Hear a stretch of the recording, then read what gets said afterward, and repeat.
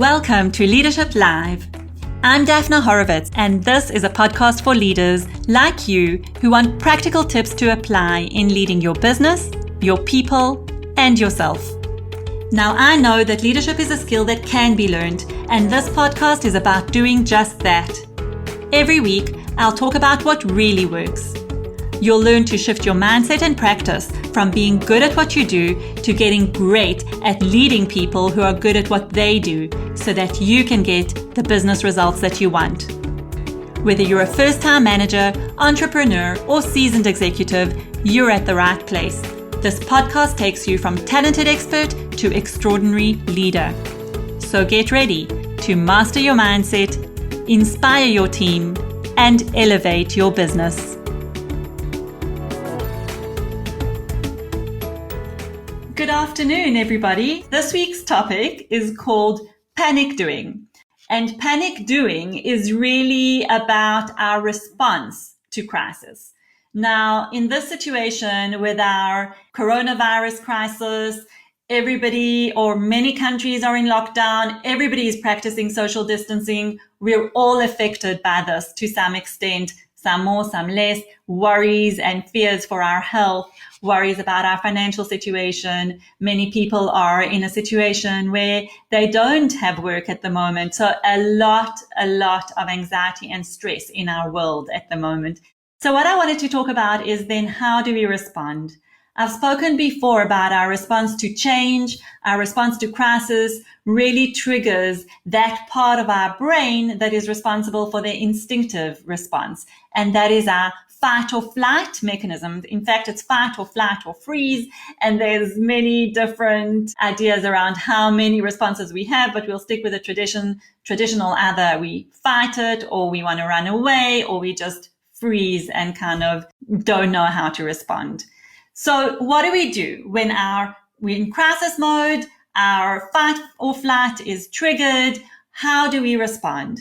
Now, I think the interesting thing here is that we've had a situation where we're self-isolating, lockdown in many countries. And what this means is that some of us are finding that we have extra time on our hands. Some of us are finding that from a work point of view, things have gone absolutely manic. So there are some industries where the work is continuing, the pace has picked up, and people are really in crisis management mode, which means that you have to do more and get into more action. Even for those people that are in crisis mode on the work front, there seems to be more time when you come home, because at home, there's not much that you can go to. And there's not many places that you can be. So there is this kind of extra time concept that we have. And what do we do with this extra time? So some of us do get into this panic doing, what I call panic doing, which is wanting to get into action on all fronts. We could be busy at work, we could be slower at work, but there's a gap in our day where we find ourselves going on overdrive, keeping ourselves busy, wanting to make sure that we are doing a lot of the time so that we, in some ways don't have to deal with the reality of the situation. And what does that mean for us? It means that we keep ourselves busy, we keep our thoughts busy, we could be stressing and worrying and making sure that we are just running around like crazy and continuing with our busyness. Are you finding that you panic doing? The other side of it is that we're flatlining. We find ourselves very difficult to lift up our energies and actually get going and get busy and get doing stuff. And that's the flatlining part. And I'm going to say there are never two extremes in any situation. Most people are somewhere in between. And what I'm certainly experiencing in my work with my clients, with myself, with my family, is that we are going to both sides. We're either in this panic doing, let's get busy, what's next, there's so much to do, all those things that we wanted to get to, pick up hobbies, read books, speak to people on the phone. And then there's times where we just don't have the energy to do anything. We just want to watch, series on Netflix. We want to scroll through our social media feed. We want to just do whatever activity that doesn't require any busyness of us. And we kind of go between the two. And the truth is that I was speaking to a client of mine the other day where they're actually more frantic at work, more busy, and there's the pace there. But when he goes home, he's finding his friends, which he calls them the super achievers, are all taking extra courses, learning a new language, writing a book, building a whatever. And he's finding he's not really wanting to do that when he gets home. And then what he does is he kind of sits around, watches Netflix, feels guilty about it, and he's also feeling the sense of, well, what's wrong with me if all my friends are busy? And then we have people like me who thankfully have also been able to work, and I've also had this busyness, and I'm feeling guilty about all this free stuff that's out there, all the free universities and the free courses and the free articles and books that are being offered and the free movies, and I'm not getting around to those, and I'm thinking, oh my gosh, I'm having serious FOMO here. Like, I should be doing all of that. I should be taking advantage of all the free content available to us, and I'm not managing to do that either. So there's a lot of stuff and a lot of noise in the world and a lot of noise in our thinking about what we should be doing, how busy we should be, how quiet we should be taking a break, should we, a lot of shoulds. What I wanted to say today is really just to notice. Okay, so I know there's also been the school of thought that says take the opportunity to slow down, take the opportunity to breathe and calm and relax and rest about it. And that's also, some people can do it, for some people it's hard. But I'm not going to say stop. And I'm not going to say take a break. And I'm not going to say go and do and keep yourself busy as much as you can. I'm going to say notice what your response is to this crisis.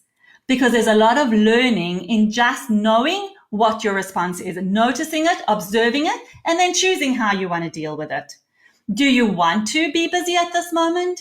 Do you notice your stress levels coming up? And what do you tend to do when your stress levels come up? Do you tend to keep yourself busy or do you tend to run away? That's our fight or flight response.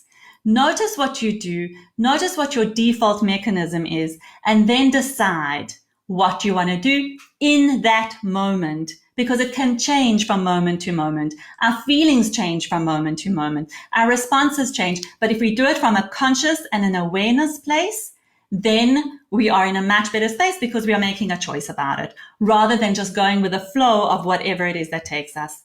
I do want to say that when we are panic doing, we are escaping the reality, going into the noise in our head, going into that chaos state. When we are flatlining and just numbing out, we are also escaping the reality. The only way to connect with your reality and to stay calm and to get out of the chaos and the noise is to stop and notice what is happening with you. And in that way, that awareness can really get you connected back to yourself, and it can get you understanding what it is that you want to do in the moment. And I have got a nice acronym that I've spoken about before. When we're in that fight or flight crisis mode, we're in chaos, which I'm going to repeat. It stands for contraction, closing in, heightened emotions. Everything feels way worse, way bigger, way stronger, whether it's on the positive or the negative side. We go into analysis paralysis, some addictive behaviors. We feel out of control, and we're in a state of shock and a state of stress. What we want to do is notice this. Notice this. Give yourself the time and ask yourself, what do you need now? And the way to bring in calm is to be connected. So calm, another acronym, be connected to yourself, connected to your environment and what you need right now. It's an awareness of what's going on for you. What is the response that you are just falling into? Is it your default mechanism or is it out of choice? The L stands for lightness. I think bring a little bit of lightness, bring a sense of humor into it. Do what makes you feel good.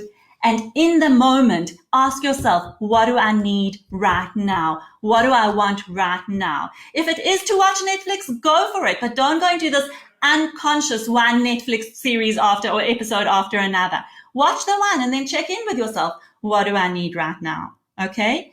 If it is to go and be busy and learn a new language and pull out all your clothes out of your cupboard and clean up your house, go for it. But check in with yourself. And that's really the message that I want to leave with you today. Check in with yourself. Notice your emotions. Notice what's going on for you. Observe, become aware, and ask yourself, what do I need in the moment right now? And go and do just that. And I'm going to end with my message that I always end with, and I always like to bring in, is in this period, and I'm suggesting that you notice and observe what you're feeling, ask yourself, what is the story that I want to tell my grandchildren when this is all over, many years into the future?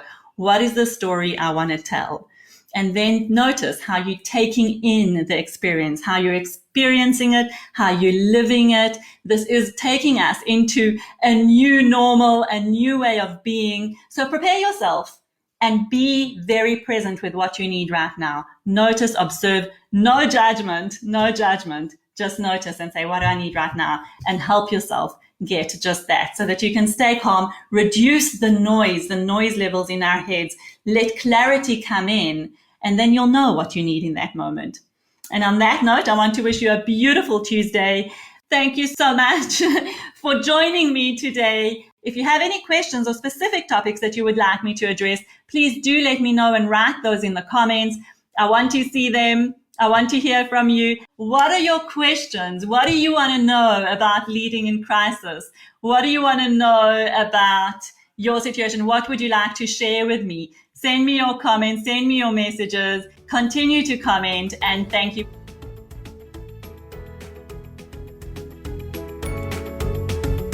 And this wraps up another episode of Leadership Live. Thank you for joining us today. You can head on to my website at daphnahorovitz.com, where you can download many resources, including a chapter of my book that will show you how to get through tough times and define a big vision for your leadership and your business. If you enjoyed this episode, be sure to subscribe, and I'd be even more grateful if you'd share it with a friend, leave a review and a 5-star rating so that I can continue to reach and support leaders just like you. Tune in next week to Leadership Live, where talented people become extraordinary leaders.